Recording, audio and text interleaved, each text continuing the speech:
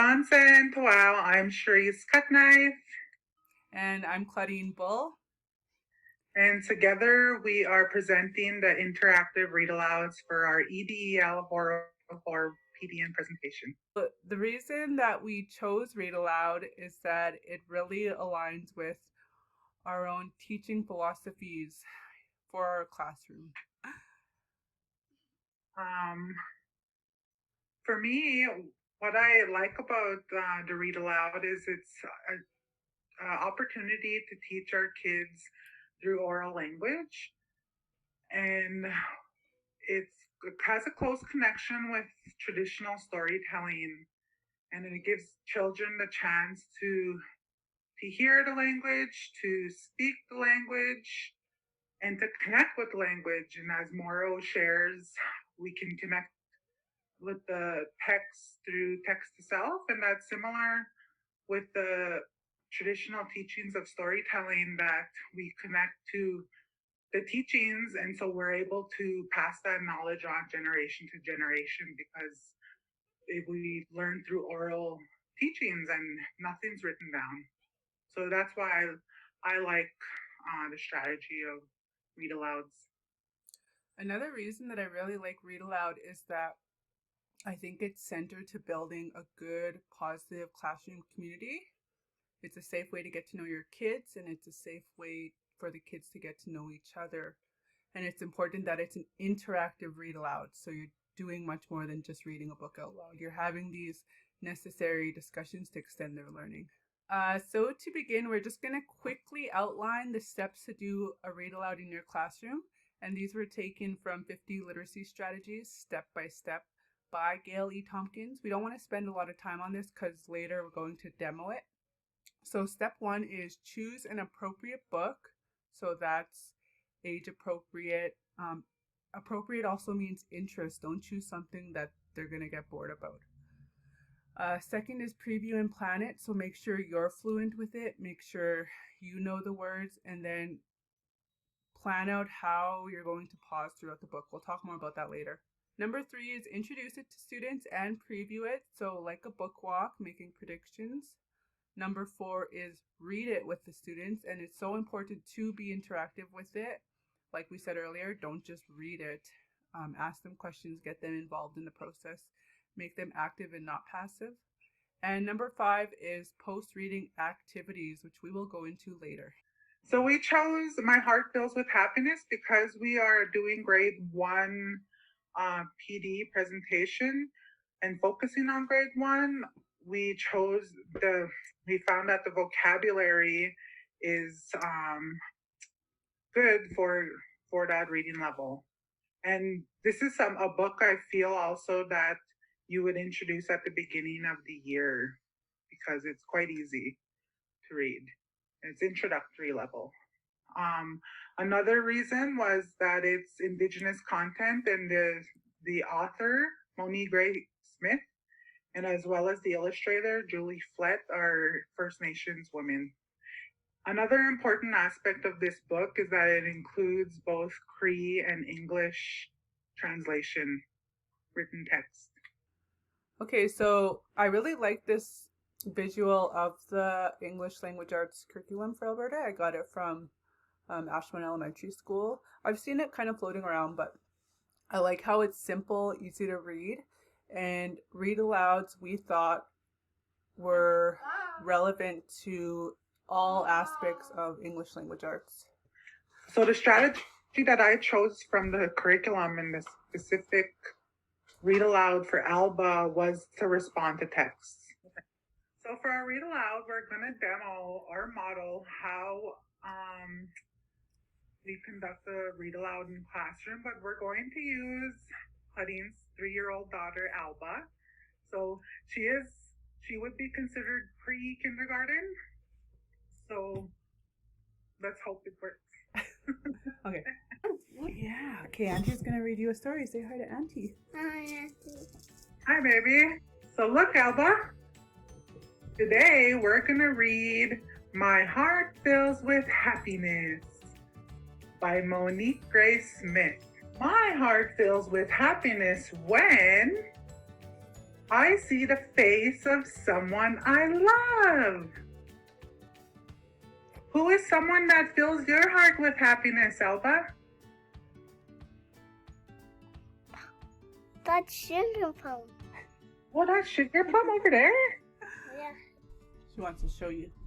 Oh, wow. Makes Auntie happy? Addie.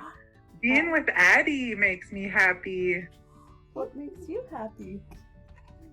Mommy. Mommy? Oh, I love that. Heart means love, she said. Love. Is that what makes you happy? Daddies and mummies, she wants you Oh, to show. daddies and mummies. Can you say Sakito win? Hey, what were you saying? Get the win. Nice and loud. Win. Get the win. So we just did the read aloud with my 3-year-old Alba, and it was very valuable to do it with her, do it and practice it.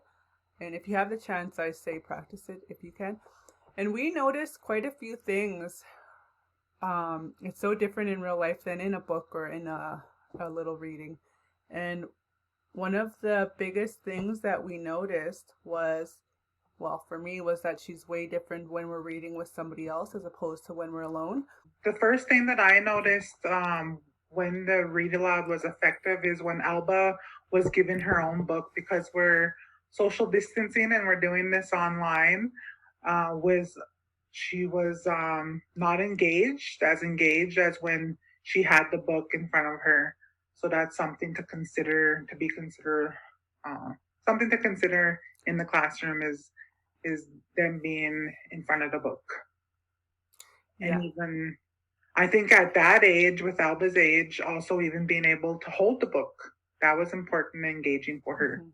She took the lead and she was able to show us what interested her and share her stories. Remember is that some of the phrasings of these sentences weren't at her level, or she wasn't familiar with it. So for us to get her to answer some of the questions, we had to rephrase it. The author, it's very poetic, this book, and some of the stuff just had to be rephrased simply for her. And then she was able to respond. Yeah, so that's some of the scaffolding techniques that you could do is change up the vocabulary. For First Nations children, a lot of it, and for all children, not just First Nations children, you got to think of their background experiences with vocabulary and the language that they might be using at home. And we have different thoughts, right? We think in Cree, it's called Mehio Mamtanetsagan, and it's different than Western worldview, Western thought that translates to Cree thought. We think of the world in a different way. We're connected to it. So quickly, we just wanted to go over extending learning and accommodations you can make. To us, it was important to include options for visual and oral post-activities, such as discussions. We find that kids get so bored with writing, and it starts to lose its meaning. And another option is you can give them the option to draw and ask those guiding questions. Like with Alba, I could have asked her to go and draw me something that makes her happy. Mm-hmm. And I've done that in the past in grade 1, and it was effective, and they all participated.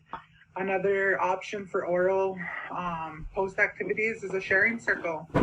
And this gives them the space to be able to speak and share. And for those shy students, they still get that safe space to be able to share their knowledge. And to incorporate technology, we found YouTube. Many authors do read alouds on there. Epic Books is a online resource for books, and Storyline Online has other people who read books aloud, and it's interactive. And the last one is take a cross-curricular approach.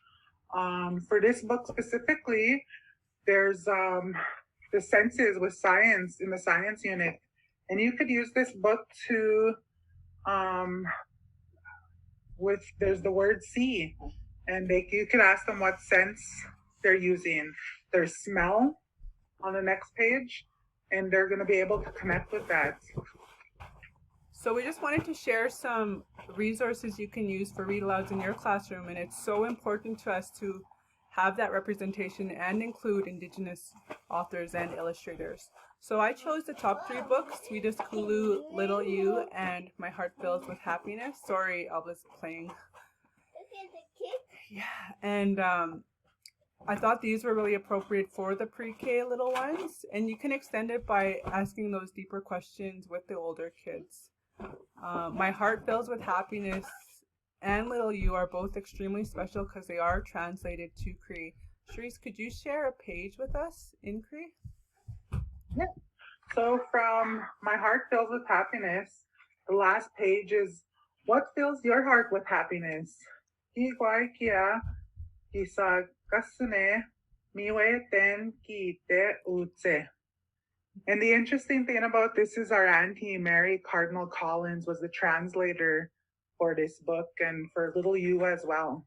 The books that I want to highlight are The Drum Calls Softly, Missing the Mama, and Nookum is My Teacher. And all 3 of these books have the Cree language translated as well. The Drum Calls Softly I used in grade 1. And the interactive approach, or the extension in there, is it comes with a CD from Northern Cree. So I played that softly in the background and the kids were engaged. I noticed halfway through the book, they were starting to get a little antsy. So we got up and we round danced. So that gave them a chance to move around, to learn more about the culture, to connect to it. And then they sat back quietly for the rest of the book.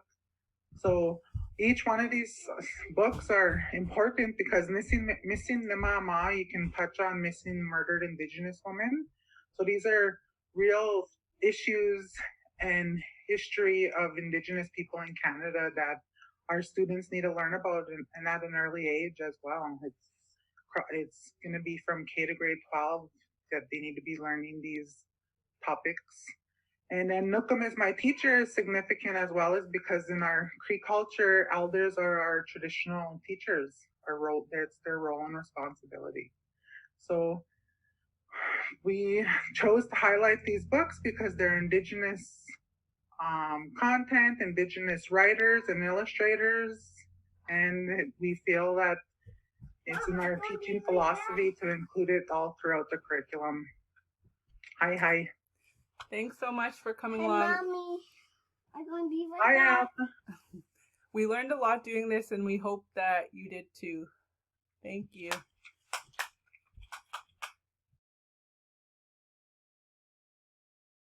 And the reason, another